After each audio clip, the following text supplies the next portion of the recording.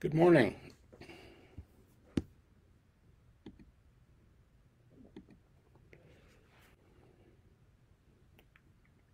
Good morning. Welcome to Sunday. Um, Greetings to the people on Zoom who I can see. Greetings to the people on Facebook who I can't see. Greetings to anybody watching this later on YouTube. Happy to be with you today. And greetings to my old friend Judy, who is joining us. I haven't seen you for a while, Judy. Nice to see. A box with your name on it, at least. I'm sorry I'm a little late. It's okay. Good to see you all. It's all good.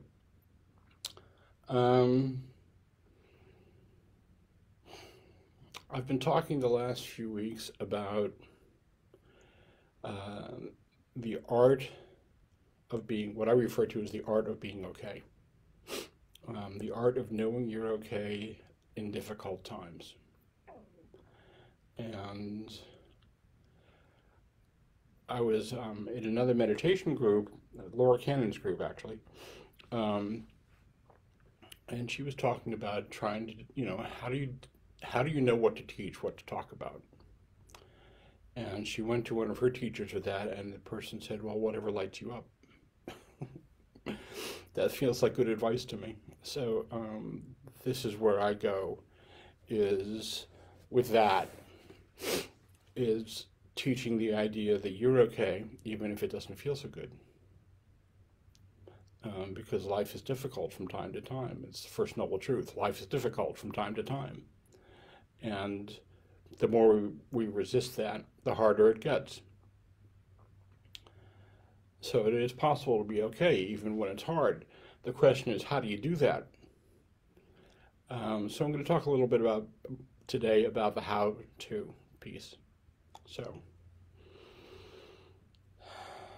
the art of being okay and how to do it. So for the newcomers, welcome. We do a mindfulness meditation practice here, just a really short, brief instruction.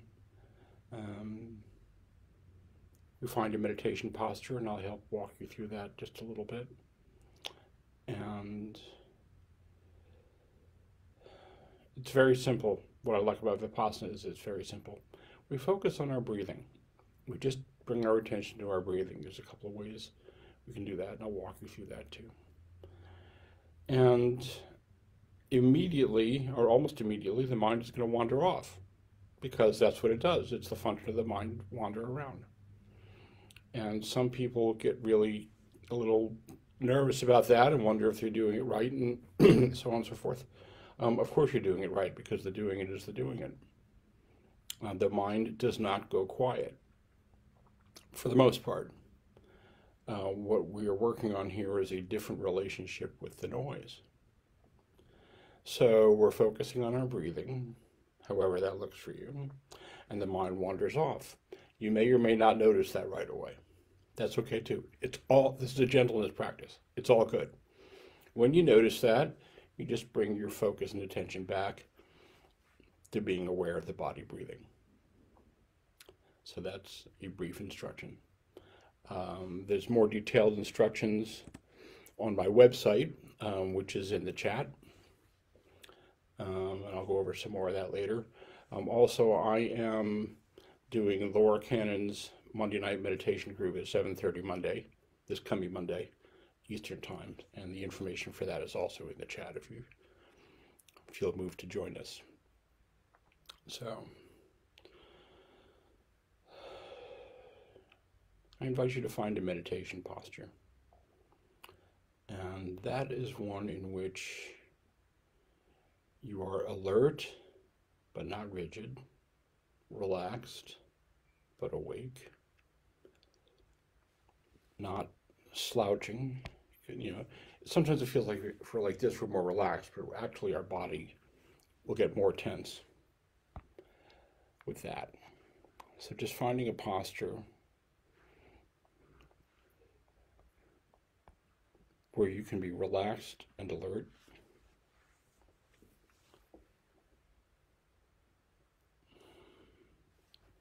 So your spine is like in its natural curve. And you're sitting in such a way that your body can kind of rest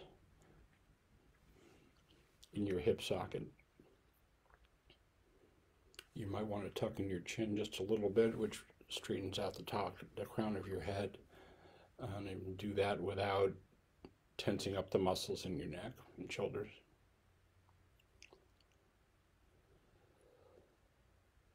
And gently close your eyes.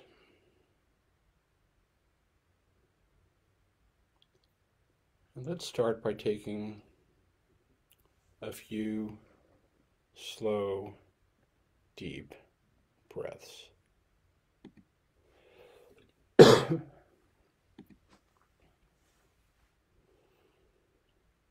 Breathing in about 75%, 3/4 full.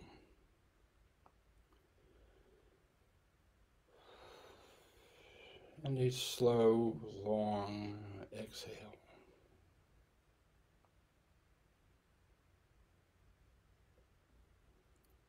Just to get in touch with the body breathing.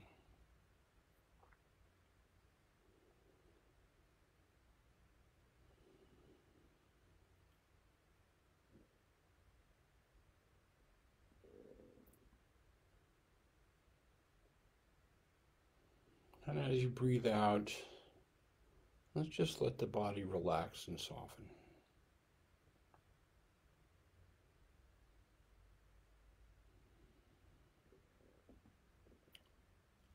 Letting your breathing return to normal.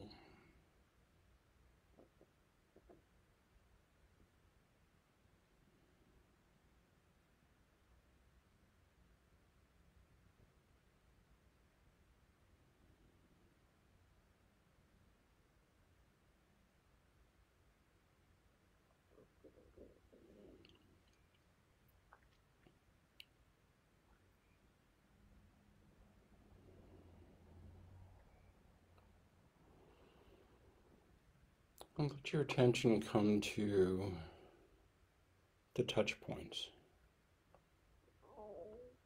Just noticing the sensation of your feet on the floor if you're sitting in a chair, or your legs on the floor if you're sitting on the ground or on the floor. Noticing the physical sensations of your hands resting in your lap. Feeling the point where your hands are in contact with whatever they're resting on.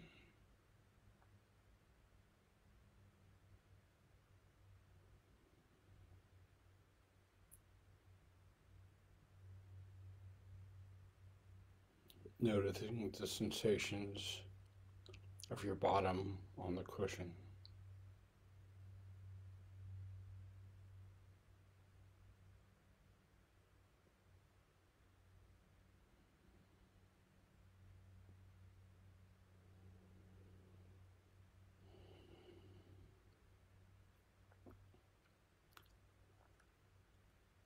And let your awareness come to rest and focus on the sensations of the body breathing.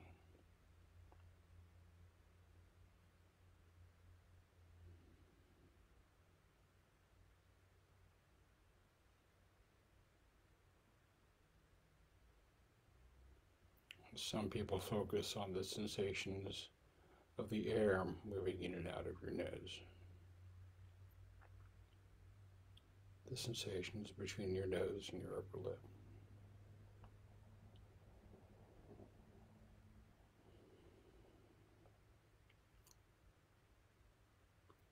Some people focus on the sensations of the chest and the belly moving up and down or in or out.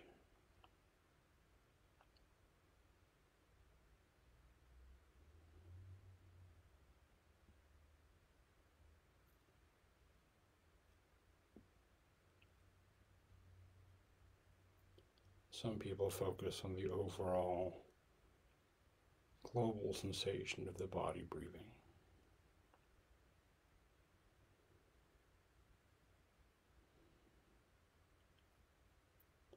Whatever works for you, whatever is easy.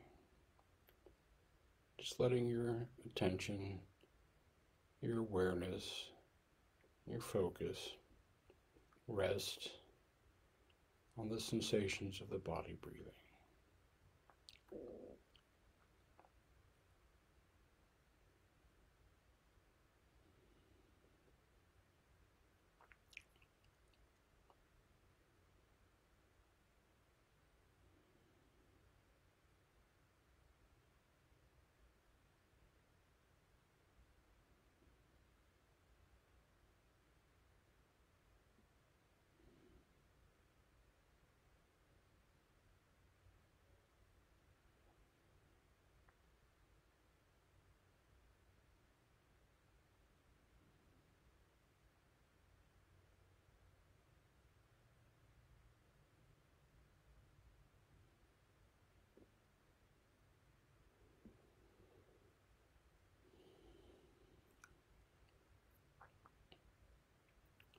If your mind wanders off, that's okay.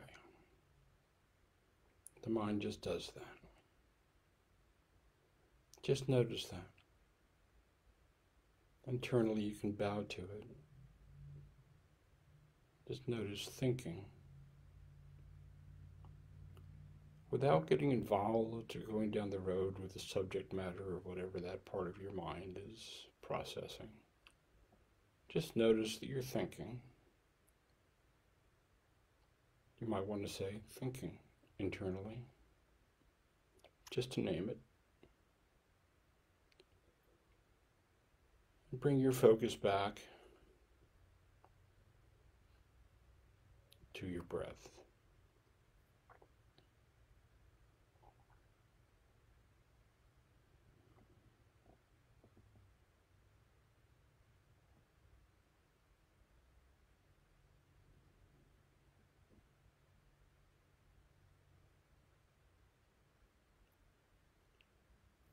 And we do that as many times as we need to.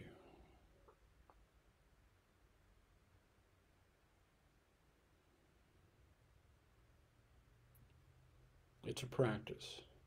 It's a gentleness practice. Focusing on your breathing. The mind wanders off. We notice, we bow gently. And without recrimination or frustration or internal scolding, just matter-of-factly, bring your focus and your attention back to the breath.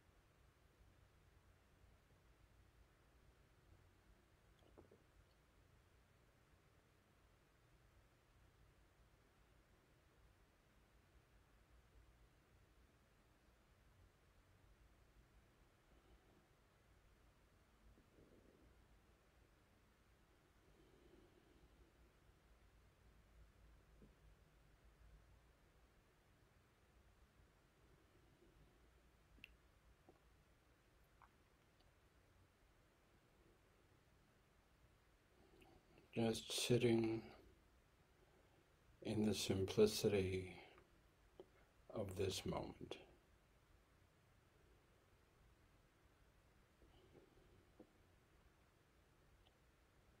Mindfully of the aware of the body breathing.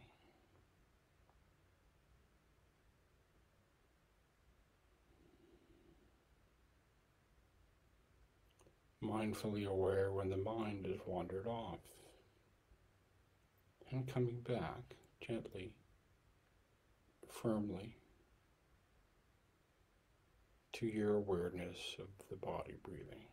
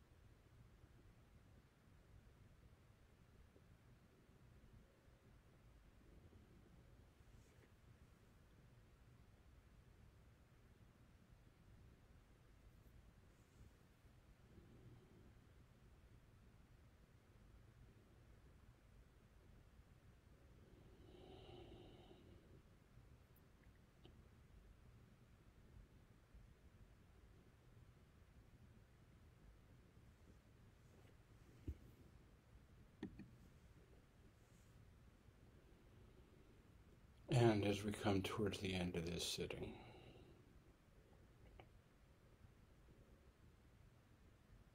just aware of the simplicity of sitting in this moment, breathing in and out.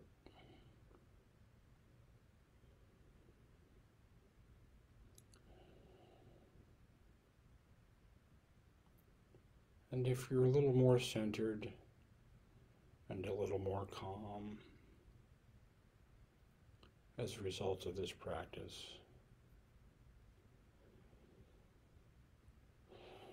may that radiate from you into your interactions with people today, with the people in your household who you talk to, the people on the phone who you talk to, with the clerk at the grocery store, with anybody you encounter today.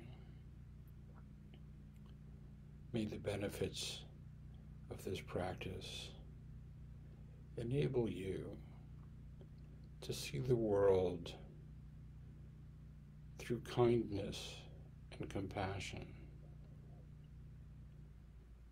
and bring that into the world around you.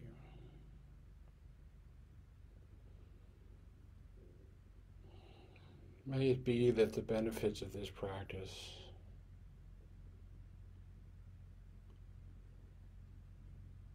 benefit all beings everywhere.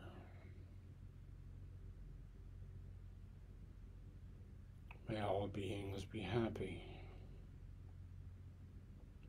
May all beings be well. May all beings be safe. May all beings be at ease and at peace. And may we all contribute to that.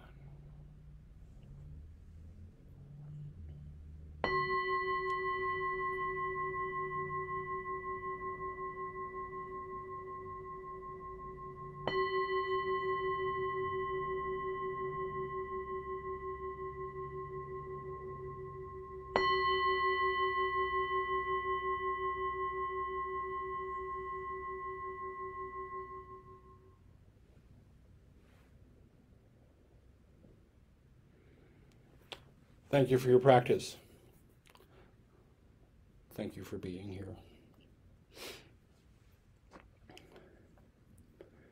So, when Buddha awakened and decided to teach, first he had to decide to teach, because his first impression of that, from what I've read, is he didn't know how to explain what he had learned. And when he started to explain it, he started with the simple truth that life includes suffering. The word dukkha is the translation. It's the word in Pali. And Buddhism, being the great debate society, people have been debating what that means, for 2,500 years. So, the truth of suffering, which I translate as life includes grief, dissatisfaction, pain. It's not characterized by this, but it includes these things. And the reason why this is an important truth is we live in a culture that rejects that, where we feel like if we're not okay, if we're not feeling okay, if we're sad, if we're depressed, if we're grieving, that something is wrong and it has to stop. And what I'm suggesting, and I think what the Buddha was suggesting, is that these feelings are a part of the natural human experience, and they are not in themselves a crisis or an emergency, although we live in a culture where they are. And our feelings come and go. Whatever mood you're in right now, you will be in a different mood later. You will be in a different mood after that. You will feel better or worse or different, I don't know how many times before now and the end of the day. It all comes and goes. The easy stuff we kind of cling to. I feel good. I like that. We cling to that, and then because everything is ethereal, especially feelings, that starts to fade, and now we're unhappy. Right? We're sad, we're depressed, we feel lonely or anxious or whatever, and we meet that with aversion. It doesn't make it go away, it just adds another layer of suffering on top of it. So what I've been talking about over this past few weeks is the art of knowing you're okay when it doesn't feel so good. Because there are times when it doesn't feel so good. Today is the anniversary of the death of my father in 1991. I've got some stuff with that. It feels a little heavy today. But I'm deciding that I'm okay. It's just kind of what it is. I'm still good. I'm still in Florida, where it is not snowing. I'm not rubbing it in, Judy. I'm really not.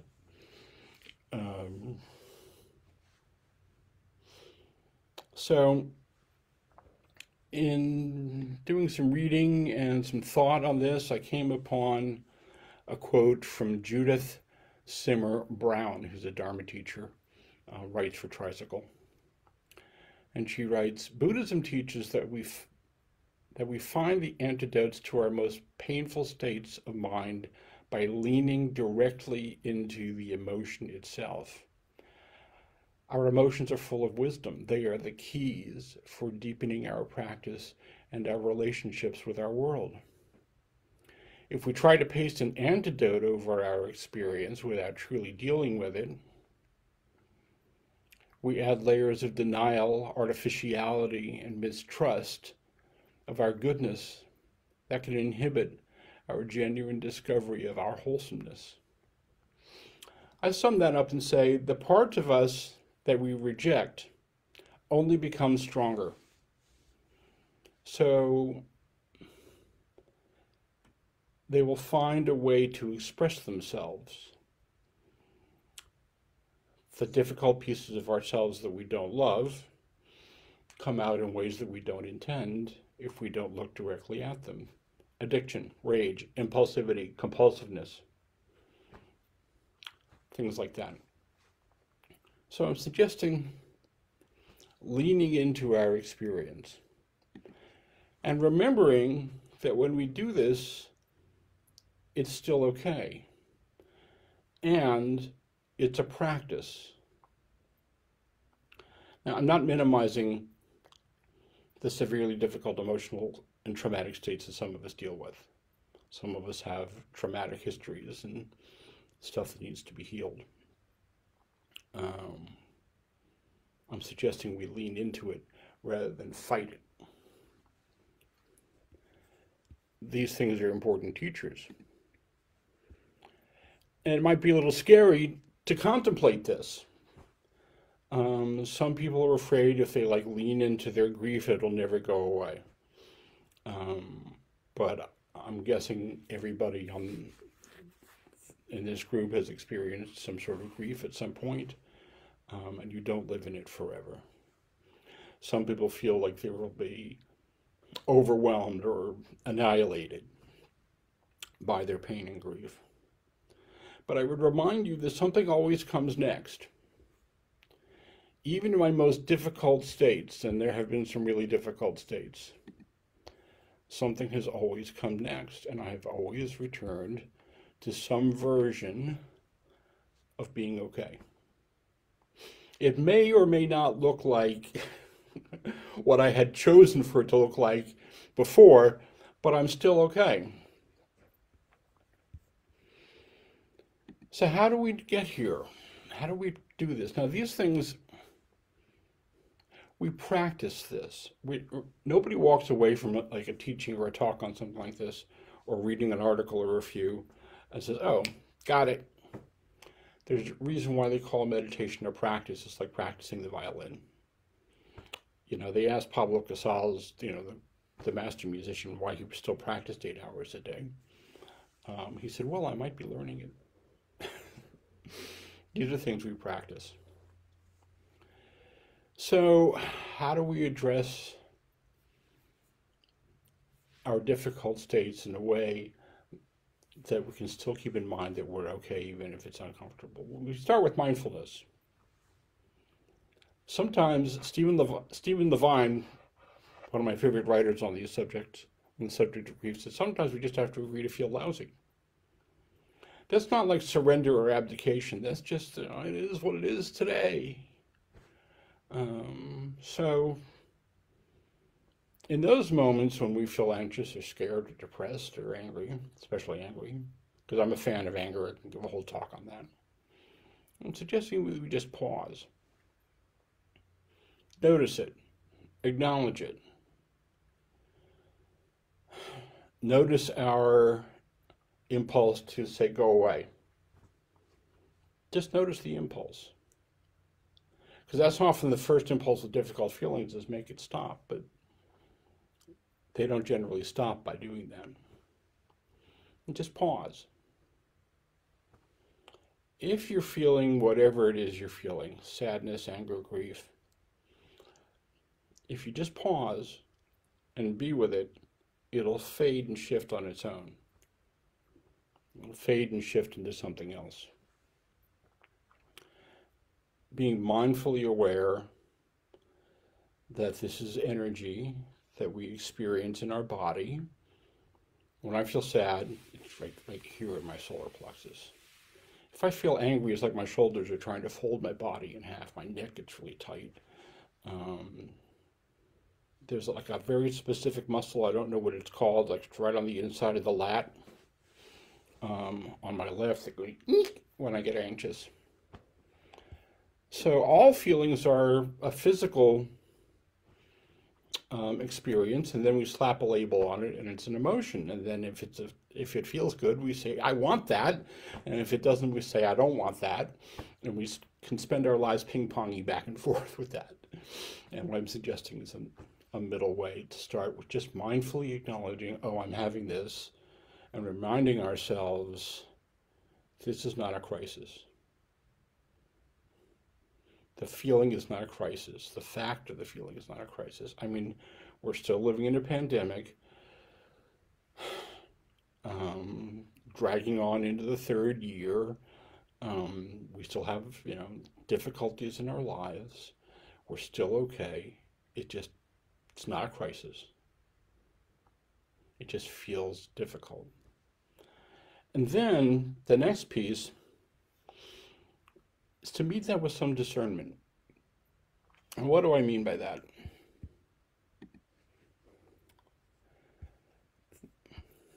Our experience, as I've talked about before, is always in two parts. Here's what happens, here's what we tell ourselves about what happens. The what happens piece, that just kind of gets presented to us. The world, the universe just says, here it is. The other piece, as I keep saying, the Hopi Indians, I read this article when I was first starting grad school about decision making. And the takeaway from that for me, I still remember, is the Hopi Indians believe in every situation there's 88 possibilities. I don't know how they came up with that. I don't really care. I just like it. If you lay an 8 on its side, it's the symbol for infinity, so maybe there's infinite possibilities in every situation. Here's what happens, here's what we tell ourselves about what happens. It's the anniversary of my father's death. I'm feeling a little sad today. What can I tell myself about that? I can tell myself I shouldn't feel that way. That doesn't help, right? I can, tell myself that don't let it get in the way of whatever it is I think it might get in the way with. I'm not going to be able to function today, blah, blah, blah. All of that over here, none of that serves me. I can tell myself, okay, this is just another, it's different every year, and this is what it's like this year, and I'm okay. I have to remind myself to do that because we do live in a culture where we impulsively reject our difficult feelings, but what I'm suggesting here is we look at the narrative we attach. Mindfulness suggests that there is a narrative that we attach to everything, and it's optional. We can change the narrative at any time. And when we're we can easily go to some version of I'm wounded, I'm wrong, I shouldn't feel this way. That one's particularly destructive. I can't heal this. Those are just things we tell ourselves. Those are not the truth. Be careful what you think. Our thoughts are real, but they are not true. They are not truths. They're real in that we hear them. They're real in that the mind generates them, but they are not in themselves true. And we add another layer of suffering on top of our suffering when we tell ourselves that whatever difficult state we're in at the moment is not okay. It's all okay. I am as sane as my behavior. Some people know I've been doing 12-step programs for 30 years. 31, actually, as of this month, as of February. If I'm having a difficult day and I step out of, say, my sobriety, then I'm not okay. If I'm having a difficult day and I stay on this side of the sanity line and do what I need to do to take care of myself, then I'm okay. Has nothing to do with how I feel. Right? I'm acting like a sane person, even if I'm feeling a little stressed or a little weird. Because the truth is, I'm not who I say I am, and I'm not who I think I am, and I'm not what I feel, I'm what I do. My actions will determine what comes next. And the thing about these difficult mind states, notice that I'm not saying good or bad,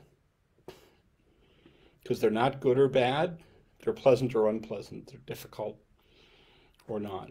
Something always comes next. During the time I was working as a therapist, people would come in with extremely difficult states and situations. And one of the threads that often ran through that was they were unaware that something will come after that. So whatever state of mind you're in now, something will come after that. Krishna Das likes to tell this story about, Krishna Das is really cool. You should go to YouTube, look up Krishna Das. Great chanting. He did some sort of transgression, and his teacher sent him off into a room to chant for 12 hours. Okay, chant Om Namah Shivaya for 12 hours. And he did. And at first he was like scared. And then he was, how could they do this to me? And, you know, and then he went through all these different states, and somewhere along the line he noticed that whatever state he was in, something came next every time. You're new in your sobriety and you feel like acting out with whatever you're addicted to, something will come next.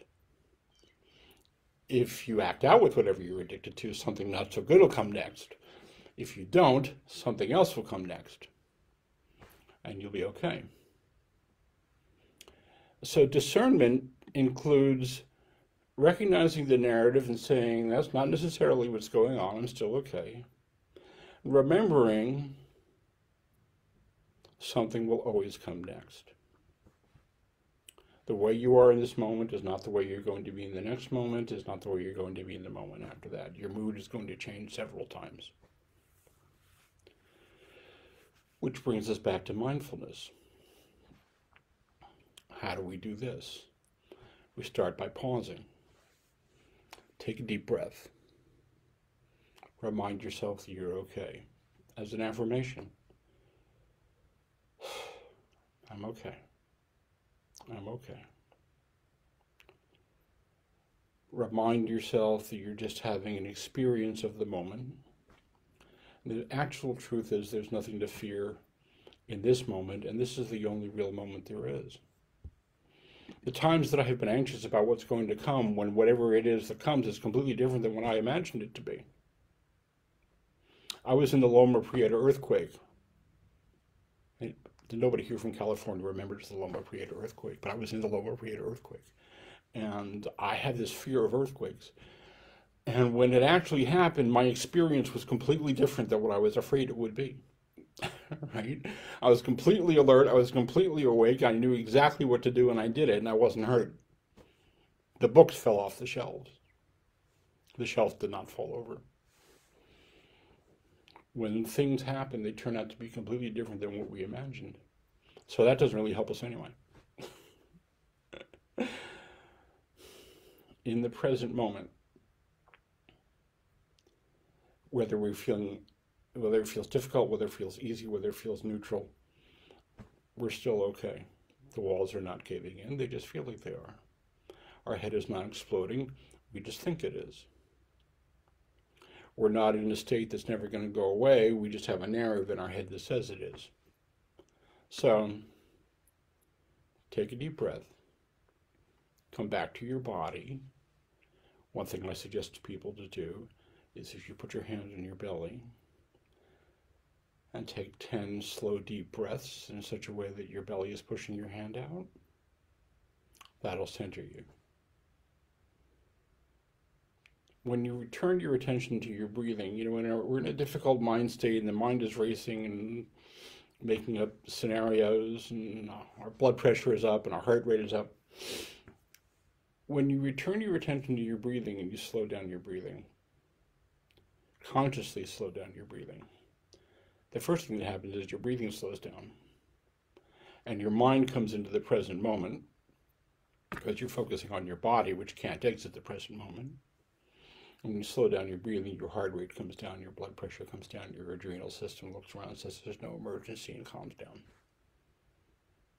So you can always come back to the very simple practice of breathing in and out into the present moment. And if you have to remind yourself that you're okay, that's fine. One of my favorite writers, whose book I did not bring down here with me, I wish I had, Jeannie DePro, says, I remind myself as often as I must, which is very often. We have to remind ourselves of this stuff all the time. And that's fine. Kevin Griffin, in his book, One Breath at a Time, about the intersection of Buddhism and the 12 steps, when he got to the 11th step, wrote very eloquently about the repetitive nature of spiritual practice. Repeat, repeat, repeat, repeat. We have to remind ourselves that we're okay. We have to remind ourselves when we're meditating that we're sitting on the chair and to come back to the breathing. We have to remind ourselves that nothing is actually happening when we're experiencing an anxious state. That's not necessarily going to make that state go away right away. I don't want you all to confuse this with an antidote. But what I'm talking about is not adding layers of suffering onto already difficult situations. By remembering mindfully that we are okay in the present moment, that the narrative, the negative narrative that we may have attached to this is not in fact reality, that we can return to our bodies by bringing our attention back to our breathing. And remember that in the present moment, no matter where the mind is going, in the present moment, we're good. So, if I had to sum all of this up, I was thinking about this morning. What am I actually teaching? Because I was thinking about that conversation with Laura about, what is it that lights you up? That's what you should teach. All I am teaching in all of these talks over the last year that I've been doing this, all I am teaching is self-compassion. That's it. They asked Buddha, someone asked Buddha what he was teaching. He said, I'm teaching about suffering and the causes of suffering. In hundreds of thousands of words. This is all about self-compassion. This is all about being kind and gentle with yourself in difficult states and in not so difficult states. Instead of saying, oh my, saying, it's okay again, it's okay. So, I invite you to be kind and gentle and compassionate with yourself. And thank you for your kind attention.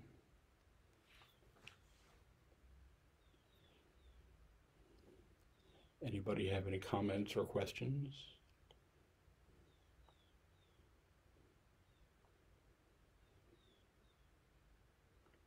Okay then. Treat to see y'all. I will be teaching Laura Cannon's group on Monday. The information's in the chat. Also want to add, if anybody wants to talk to me about any of this stuff, or you need some coaching on your meditation practice or consultation about it, any of this, my contact information is in the chat. Some of you know how to reach me up. I can be reached through Facebook.